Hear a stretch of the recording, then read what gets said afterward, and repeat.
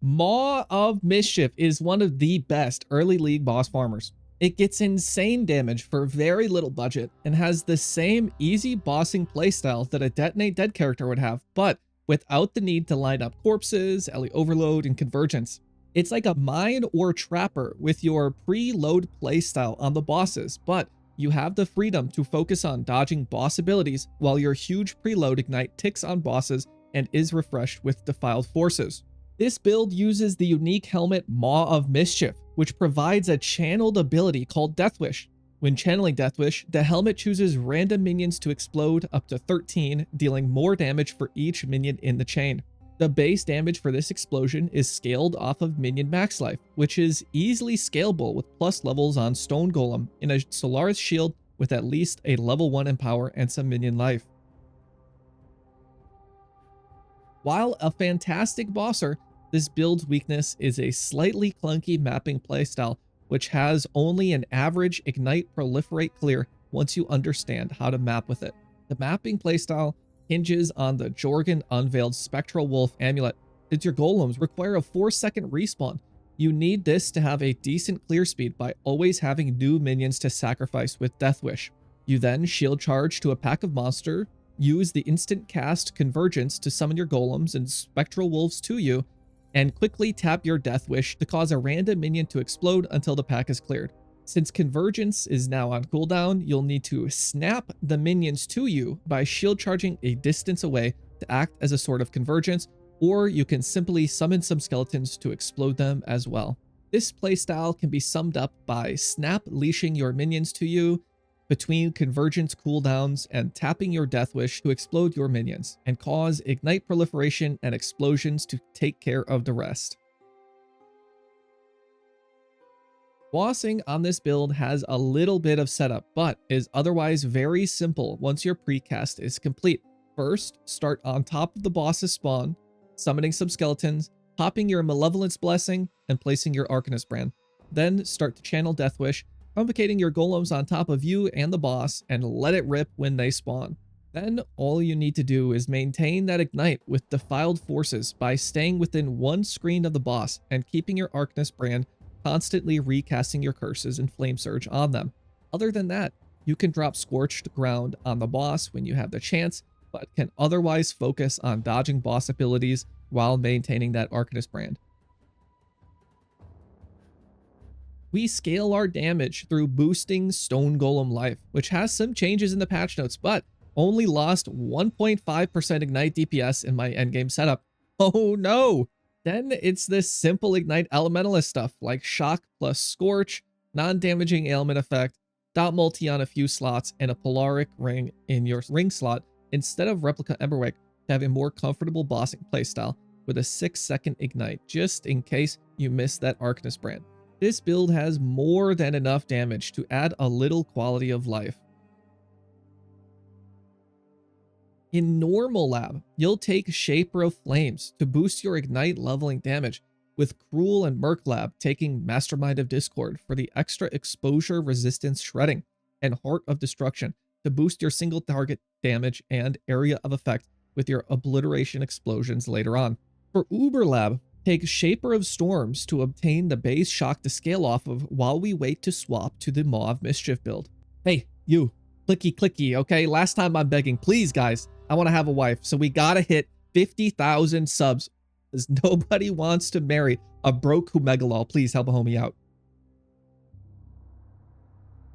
While leveling this build, use the Act 3 Acid Butthole Lady's second area to find the flat damage craft for your wands.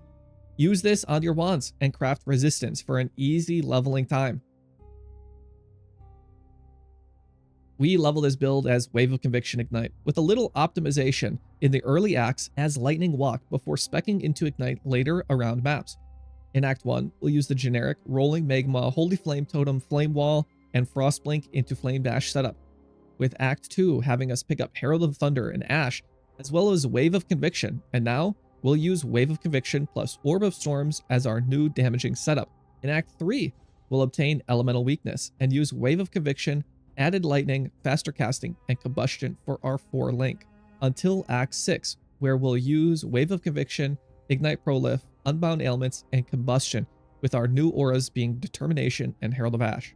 Around or before maps, you'll respec out of the Lightning nodes and into Ignite-specific nodes to fully flesh out your Ignite Wave of Conviction build.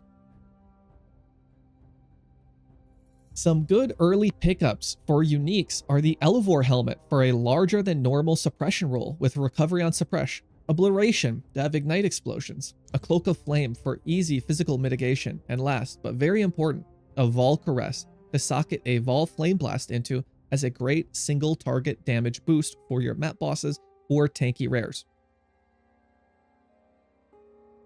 Your gear in the early game is going to focus on a comfortable Wave of Conviction Ignite setup, enabling you to easily grind and gear out for the Maw of Mischief swap.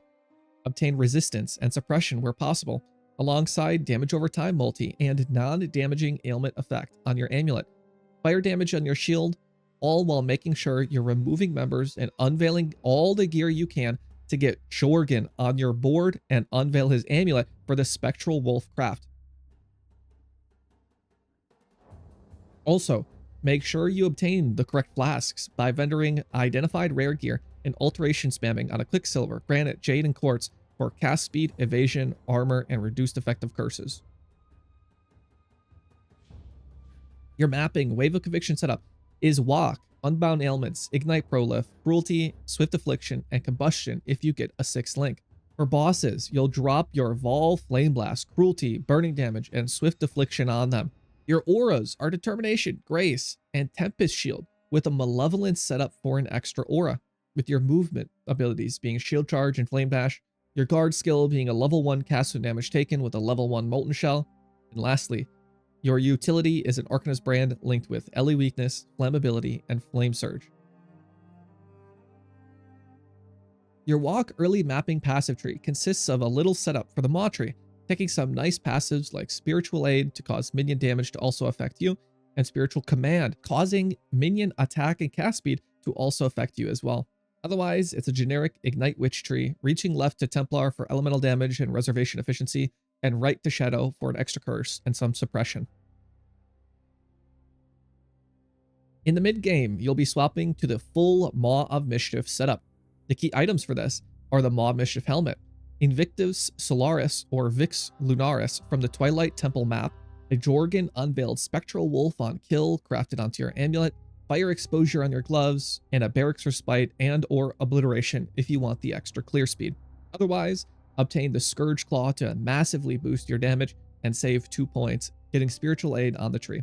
Everything else is filled with resistance and suppression alongside the typical Eldritch implicits like Determination and a generic aura effect on your body armor, fire exposure and dot multi on your gloves, scorch on your boots, and dot multi on your amulet with an entrench anointment.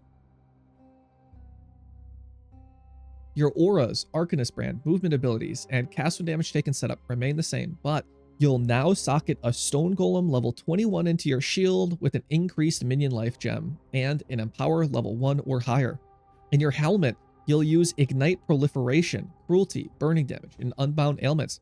You'll need an unset ring now to fit all of your links in, since you'll also want to use Convocate and Summon Skeletons to ensure a speedy and comfortable map clearing speed, and you'll also want to fit in Stone Golem for the extra physical damage reduction while it's alive. The Maw passive tree is nearly identical to the Wave of Conviction tree. We'll opt for the Golem wheel, on the top of which, and obtain a few more minion nodes to boost our Golem's life.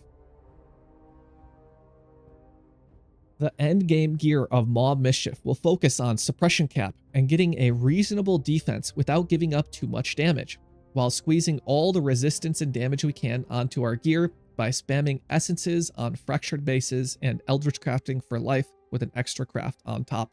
Your amulet will get +1 to physical spells and dot multi, your belt will squeeze in a minion life mod from a Shrieking Essence of Fear, and your Barracks Respite will become a Polaric Devastation only equipped in the left ring slot for bosses to cover them in Ash on hit. All the skills will remain the same, except you'll obtain Awakened, Unbound Ailments, Swift Affliction, and Deadly Ailments. And with how large our hit damage is, will even use deadly ailments alongside cruelty now, so long as your cruelty buff is 40% or higher with your gear and passive setup. Otherwise, replace this link for Awaken to Burning damage. Your passive tree will now slot in a Watcher's Eye with suppression chance while affected by Grace, a large cluster to fit more unique jewels in, an energized armor by Templar to boost your armor to 50,000, taking advantage of a max molten shell, socketing a careful planning into Witch's starting area, and fitting in some primordial mites to boost your golem's life and damage. Anyways, thanks for watching. Like and sub my balls, and I'll catch you guys in the next one. Peace.